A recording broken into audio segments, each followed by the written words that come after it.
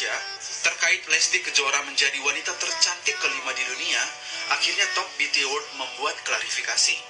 Hampir 9.000 komen di foto Lesti yang pro dan kontra, dan Top Beauty Award mengatakan bahwa sistem ataupun metode penilaian kami sudah teruji sejak tahun 2015 dan tidak ada masalah sama sekali. Juga menggunakan metode yang jelas dan punya kredibilitas.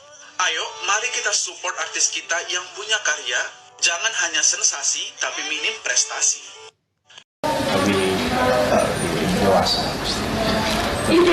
lebih bijaksana dalam menyikapi sesuatu, lebih bisa mengontrol. Amin ya Allah. Amin ya Dan Allah. lebih ini ya, lebih baik daripada sebelum pastinya. Aku nanya Dede, mau kayak Kan saya mau pilih, masa lama? Dede gimana Dede? Ya itu sudah disampaikan. Bener emang? Hayalanku tetap.